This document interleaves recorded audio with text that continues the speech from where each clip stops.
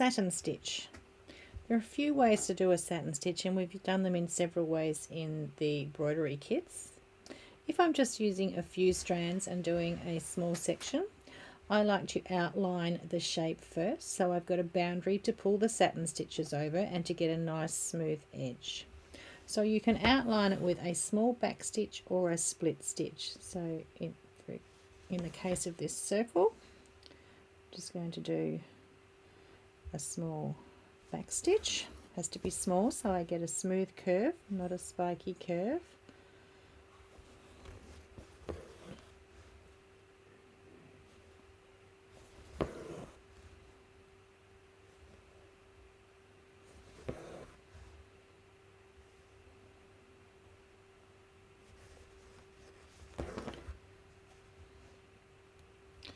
And then once you've done your outline, then you'll lay your satin stitches over the outside of that.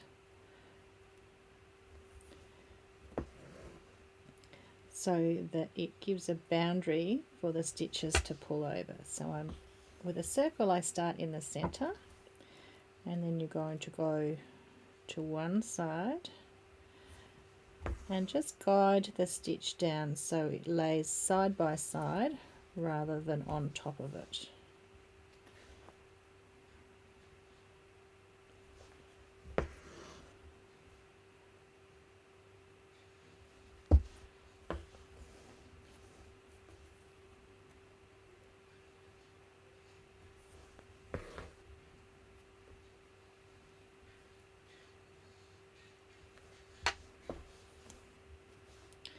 And then back to the center and out to the other side.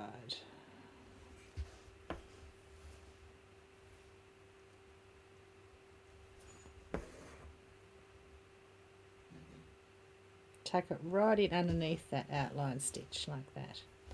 And then you get a nice satin stitch circle. Now what's important is for all satin stitches that you try and keep the angle of your stitches all the same. So if, for example, and I'm just going to switch to 6 strands now, if I was doing a stem, and I'll just show you an example is the stem down here, you need to choose the angle of your stitches and try and keep it perpendicular or parallel each stitch all the way up that stem. Okay, and that makes it look nice. So in my stem here I'm going to go straight across, so I'm going to come up and go down, and then I'm going to come up right next to it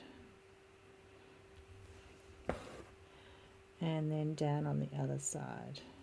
Now you could scoop stitch this. I do find when you haven't got the outline that you get a better result stab stitching because you can get it right where you want it to go, but it is a lot slower. So it depends on how much a perfectionist you are. But the most important thing is to keep the angle of those stitches all exactly the same. So I'm going directly across the whole way down.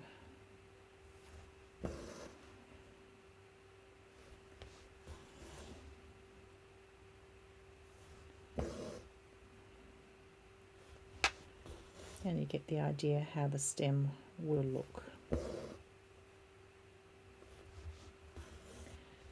If we have a shape like this that's too long for a really big long satin stitch, so one whole single stitch, it's just going to get snagged and it's not going to sit nice and flat, then you can do what is called long and short stitch, so particularly in these protea petals here. So I'm going to come, and it's just filling with straight stitches basically. So I'm going to just pop over here. So you can start with your first row and just make them all a little bit different lengths. Fairly close together, but all random lengths.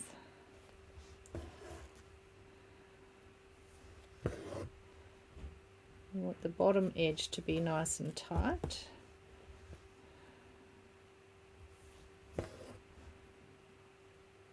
So we're just filling a shape with thread. So it's a type of satin stitch, but it's not really.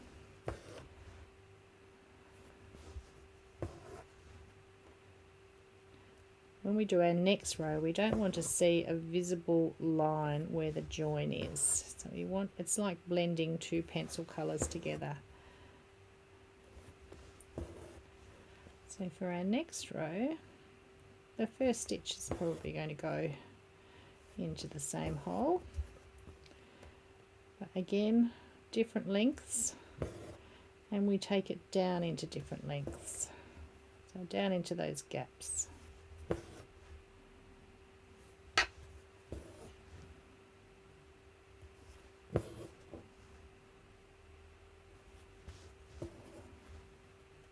And you'll get a bit of texture, but you'll also get a completely filled shape. You could also change thread colour and to a slightly lighter or a darker shade, and slowly blend your thread colour as you move up the petal.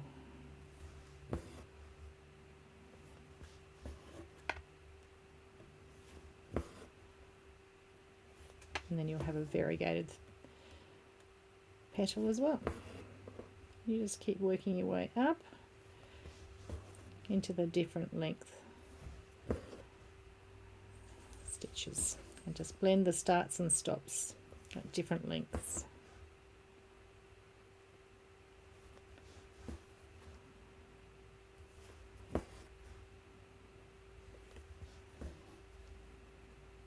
Takes quite a bit of thread, so this is not going to get me to the end, but it is quite a large petal for the purposes of the camera.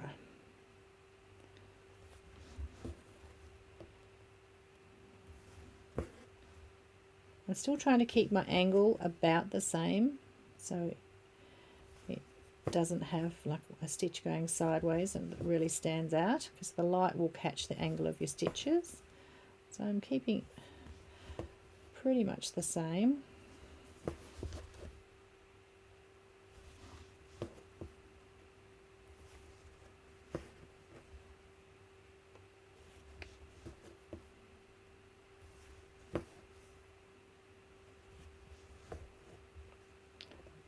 Okay, and I've run out of thread, but you get the idea on how you can fill a space just with straight stitches, or a variation on the satin stitch, or a long and short stitch, where you're just doing different length stitches and blending each row into each other.